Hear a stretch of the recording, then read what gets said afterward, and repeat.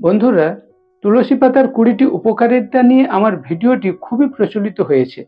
অনেক বন্ধু জানতে চেয়েছেন, সবাই কি তুলসী পাতা সেবন করতে পারবে? মধু তুলসী পাতার রস কি সবার জন্য প্রযোজ্য? কারো কারো ক্ষেত্রে এই তুলসী পাতা এড়িয়ে চলা উচিত। কারা তুলসী পাতা খাবেন না, সে বিষয়ে আজকের ভিডিওতে আলোচনা করব। যে কোনো ভালো জিনিস সবার জন্য ভালো না, সবার শরীরে স্যুট করে না। যেমন ধরুন, যাদের তুলসীতে অ্যালার্জি রয়েছে তারা তুলসী পাতা খাবেন না শুধু নয়, তুলসী গাছের কাছ দিয়ে পর্যন্ত যাবেন না। তুলসী গাছের হাওয়াতে আপনার অ্যালার্জি হবে। তাই যাদের তুলসীতে অ্যালার্জি রয়েছে আপনারা তুলসী অ্যাভয়েড করবেন। ২ নম্বর বলা হয়েছে প্রেগনেন্ট মায়েরা, গর্ভবতী মায়েরা কিংবা যারা গর্ভধান করতে চান, প্রেগনেন্ট হতে চান, কনসিভ করতে চান, আপনারা কনসিভ করার আগে তুলসী অ্যাভয়েড করবেন, কনসিভ করতে দেবে না। আবার প্রেগনেন্সি এসে গেলে, বাচ্চা পেটে এসে গেলে তুলসী অ্যাভয়েড করবেন। ল্যাকটেশন পিরিয়ডের মায়েরা, বেস্ট ফিডিং মায়েরা বাচ্চাকে স্তনদুগ্ধ দিচ্ছেন, আপনারা তুলসী পাতার রস খাবেন না। এর মেডিসিনাল প্রপার্টি রয়েছে, বিভিন্ন রোগ আরোগ্য করে, তাই ঔষধি গুণাগুণ সম্পন্ন বলে বিভিন্ন পাতালতার রসের মতো তুলসী পাতার রস এড়িয়ে চলবেন।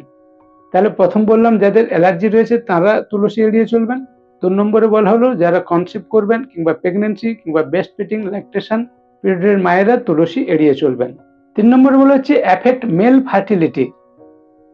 যেসব ছেলেরা বাবা হতে চান, বাবা হতে পারছেন না, স্পার্ম কাউন্ট কম রয়েছে, আপনারা তুলসী পাতার রস খাবেন না।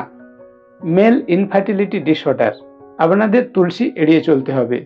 ৪ নম্বরে বলা হচ্ছে যারা ব্লাড তরল রাখার জন্য ঔষধ খান, ওয়ারফারিন গ্রুপের ঔষধ খান, কিংবা আপনাদের ব্লিডিং রয়েছে, অর্শো হেমোরয়েড, আপনাদের পায়খানায় রক্ত পড়ে, আপনারা তুলসী এড়িয়ে চলবেন।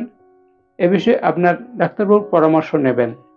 ৫ নম্বর হচ্ছে প্রিপেয়ারিং অর রিকভারিং সার্জারি। যারা বিভিন্ন অপারেশনের জন্য প্রস্তুত হচ্ছেন কিংবা অপারেশন করেছেন, সিজার করেছেন, আপনারা তাড়াতাড়ি ভালো হওয়ার জন্য তুলসী এড়িয়ে চলবেন। তুলসী যেহেতু সুগার লেভেল কমিয়ে দেয়, ব্লাড সুগার কন্ট্রোল করে, আপনার সার্জারির সময় ব্লাড সুগার টেস্ট হবে, তাই সার্জারি হওয়ার অপারেশনের ডেটের আগে থেকে আপনি তুলসীর ব্যবহার বন্ধ করে দিন। আবার অপারেশনের পর যাতে সুগার লেভেল না কমে যায় সেজন্য আপনি তুলসী এড়িয়ে চলুন। তাহলে বন্ধুরা, এই ৫ ধরনের মানুষ তুলসী এড়িয়ে চলবেন। তুলসীর অনেক উপকার রয়েছে, অবশ্যই ব্যবহার করবেন, কিন্তু এই যে ৫ ধরনের বললাম, যাদের অ্যালার্জি রয়েছে, প্রেগনেন্সি পিরিয়ডের মায়েরা, মেল ইনফার্টিলিটি, ব্লাড থিনার, রক্ত তরল করার ঔষধ খাচ্ছেন, কিংবা যাদের কোনো অপারেশন করতে হবে, এই ৫ ভ্যারাইটির মানুষ ছাড়া অন্যান্য জন ব্যবহার করতে পারবেন। দিস 5 ক্যাটাগরিজ পিপল অ্যাভয়েড তুলসী। বন্ধুরা, তুলসী পাতার রস কারা খাবেন না, ভিডিওটি কেমন লাগলো অবশ্যই আমাকে কমেন্ট করে জানাবেন। ভালো লাগলে লাইক করবেন, অন্য বন্ধুদের ভিডিওটি শেয়ার করবেন, যাতে সবাই এই ভিডিওটি দেখে তুলসী সম্বন্ধে সাবধান হয়ে যায়, সচেতন হতে পারে।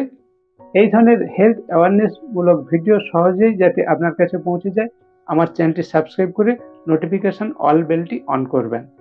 স্টে সেফ, স্টে হেলদি, সুস্থ থাকবেন, ভালো থাকবেন। দেখা হচ্ছে এই ধরনের পরের ভিডিওতে।